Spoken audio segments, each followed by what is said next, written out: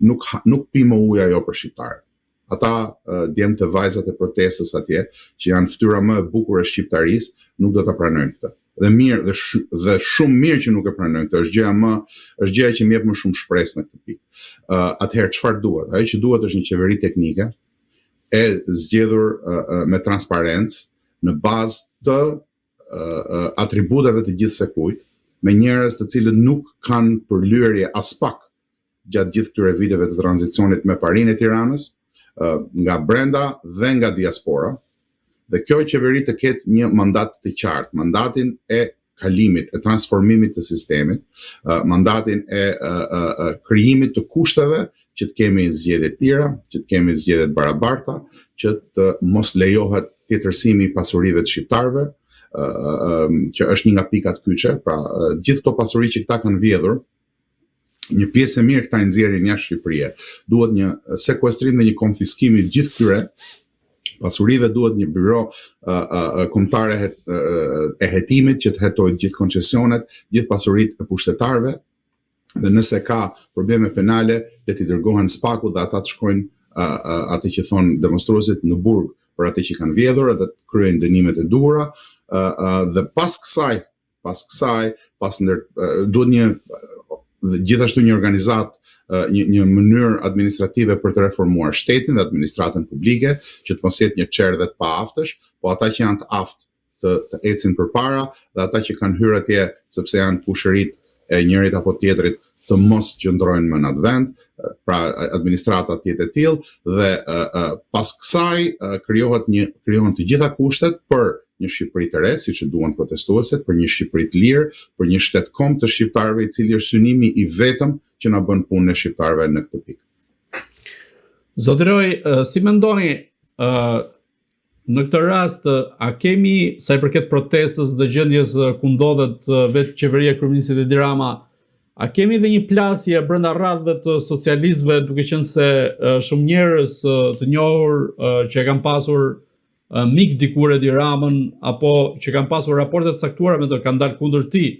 Ndërkohë ka edhe elemente të tjerë të Partisë Socialiste që kanë shpërthyer kundrejt Belinda Ballukut, siç është rasti i Petro Koçit tani së fundmi, duke theksuar që bulevardi digjet dhe korrupsioni krihet. Në këtë rast, a kemi dhe një përplasje brenda radhëve të Partisë Socialiste? Shikoni, problemi i këtyre partive të tranzicionit, si quajmë kështu, apo të Parisë Tiranës, që formojnë Parinë e Tiranës, ka qenë gjithmonë një, që këto janë partitë cilat ideologjinë e vetme kanë pasur paranë. Dhe për sa kohë që dikush ka njerëz të aftë dhe ka njerëz të moralshëm brenda saj, brenda gjitha partive, të cilët në një mënyrë apo një tjetër kanë ruajtur veten deri diku, mirë po kushdo që ka shërbyer kësaj parie në kuptimin e të qenit pjesë e mekanizmave vjedhës, pjesë e mekanizmave të pushtetit hajnor të njërit apo tjetrit, e ka të pamundur sot që të kuptojë se cili është thelbi i protestës. Thelbi i protestës nuk është thjesht as vërneci, as lajthitjet e zonjës Balluku, as lajthitjet e kryeministrit, as kollotumbat politike që bën Sali Berisha në moshë të thyer, herë duke qenë pro protestës e herë duke përpjekur ta marrë, as legjeneria e gjithë shpurës që u shkon mbrapa atyre, e të tjerë. As njerëzit e futur në protestë, siç thash, ka rryma sa duash në protestë, nuk janë të gjithë të një mendimi për shumë çka, ama shpirti i protestës, ajo që e mban protestën gjallë, është pikërisht kundërshtia ndaj këtij sistemi, kundërshtia ndaj gjithë këtyre bashkë. Dhe shprehja që thon protestuesit Rama në burg, Berisha në burg, nuk duhet marrë thjesht si një dëshirë mlefi kundër dy personave, por është mlef kundër sistemit që ata kanë ndërtuar. Është zhgënjim do ishte pak, unë do thoja është urrëtie ndaj asaj që këta kanë krijuar. Shqiptarët nuk janë këta, ne nuk jemi këta. Këta janë pjesa më e ndyrë e kombit shqiptar. E kanë treguar veten me veprime, nuk është etiketim nga ana ime, nuk është mendimi im. Këta janë sjell si kriminal, këta janë sjell si hajna, këta janë sjell si plehu i plehut të popullit shqiptar. Ndaj dhe meritojnë urrejtjen popullore. Sigurisht që ka kundërshti brenda Partisë Socialiste, por Partia Socialiste nuk është më një parti që ka një ideologji të qartë, e ka humbur fillin ideologjik prej kohësh dhe është thjesht një strukturë e fortë, jashtëzakonisht e fuqishme, vot mbledhse, që mbledh klanet ndryshme brenda vetes dhe tani që anija po mbytet, sigurisht që mit janë të parë që lëshojnë dhe ka përplasje mes klaneve. Por unë nuk do ta shihja këtë si një proces të brendshëm të Partisë Socialiste, apo do ta shihja më tepër si kuptueshmëri e asaj çfarë po ndodh jashtë mureve të politikës së brendshme shqiptare, jashtë kontureve të kulisave. Zoti Roy, si cilësoni reagimet e kryeministrit Edi Rama, i cili teksa mundohet që të shpërfill protestën, ta ironizoj atë, duket se ka edhe një lloj shpërqendrimi emocional apo mendor në këtë rast, të paktën nga ajo që duket nga jashtë. Nga i vjen presione në këtë rast, nga investitorët apo nga vetë protesta? Jo, nuk besoj që është thjesht presion ose trysni e investitorëve. Unë mendoj që zoti Rama e kupton që koha ti ka përfunduar. Ai është duke u kapur mbas kashtës. Koha ti ka përfunduar dhe të dyja zgjedhjet përpara tij janë të pavolitshme për të, dhe duke qenë që është një politikan që nuk ka asnjë lloj parimi përveç vetes, ai e sheh veten si një kafsh në kafaz. Zoti Rama ka trysni nga shumë anë, sepse ka 4 mandate në pushtet, e përpara asaj ka qenë 3 mandate kryetari i Bashkisë së Tiranës, dhe trysnit vijnë nga shumë anë, është i kapur nga shumë anë. Zoti Rama është sjellë si një anti-shqiptar i kulluar, zoti Rama është tallur me shqiptarët, zoti Rama i ka kujtuar shqiptarët pisa, njerëz që nuk kanë asnjë lloj aftësie për t'u kundërvënë. Madje kështu e filloi dhe kundërshtin ndaj protestës, aty brenda tha janë njerëzit që më votojnë mua. Po ata njerëzit që të votojnë ty, që të kanë votuar ty, tani më kanë kuptuar që shpresë nuk je më ti. Edhe ata që ta kanë dhënë votën ndoshta sepse s'kan pasur zgjidhje tjetër, sepse përballë kanë pasur plera të tjera. Por tani e kuptojnë që pa hequr këtë plerë nga pushteti nuk mund të rregullohet Shqipëria. Po e them me një eufemizëm këtë. Atëherë, çfarë duhet të ketë frikë zoti Rama? Zoti Rama ka vetëm një zgjidhje. Zgjidhja e vetme e duhur për të është që t'jap dorëheqjen dhe të largohet dhe të nënshtrohet çdo lloj kontrolli të pasurisë tij, të veprimtarisë së tij.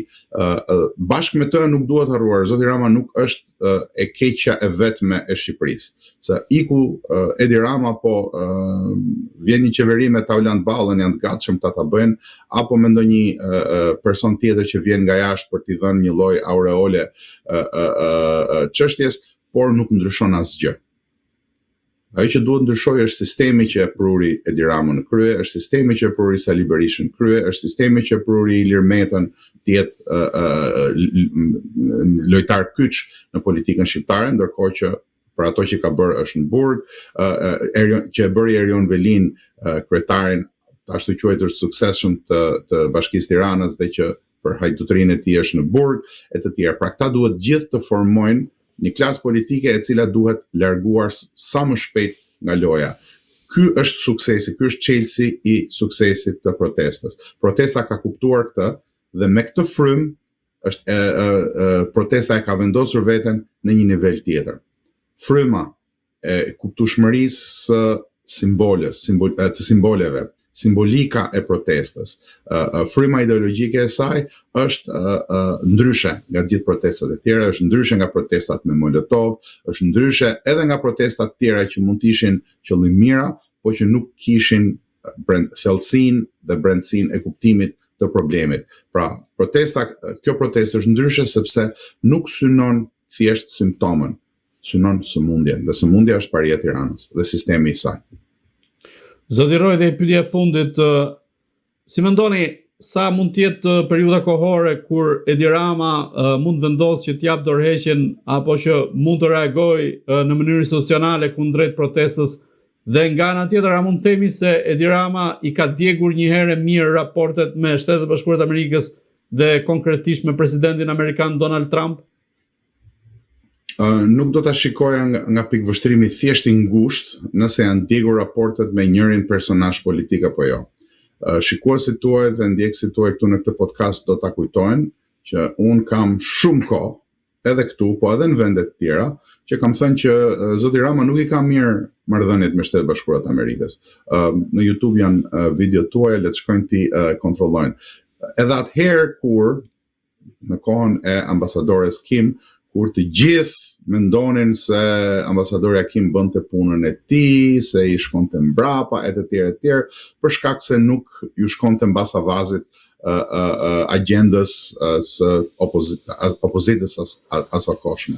Mirë po, që në atë kohë kishte një përplasje të thellë, të brendshme, të padukshme, e cila sa ardhur kohë dhe është bërë më e dukshme. Mirë po, njerëzit duhet të kuptojnë, unë kam thënë dhe përpara, për sa kohë që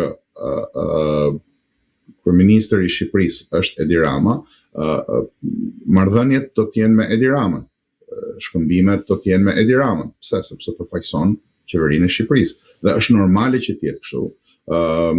Të gjitha ato që ka bërë Edi Rama nuk harrohen, por vendosen në një kuti veçmas deri në momentin kur ai të humb besimin e popullit vet, siç ka ndodhur tani, dhe kjo është njëra nga gjërat të cilës i druhet Edi Rama, sepse e di që nëse ose ta themi më shkoqur, kur të iki nga pushteti, është thjesht çështje kohe, mund zgjasë disa javë, mund zgjasë disa muaj, dhe nëse ai do të vendoset në historinë e Shqipërisë si njëri nga personazhet më antishqiptare, mund ta çojë këtë punë edhe në konflikte më të thella, por në një moment ose një tjetër ai do të iki. Në atë moment ai e di që nuk ka më asnjë shpëtim, as nga urrëtia e shqiptarëve, as nga pesha e krimeve që ka bërë.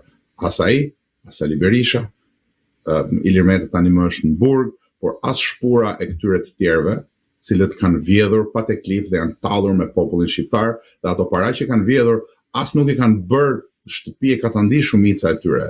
Kanë bërë minimumin dhe pastaj kanë shkuar një pjesë e mirë i lënë çdo të shtunë, çdo të diel kazinove të botës. Kjo është paria që na qeverisne.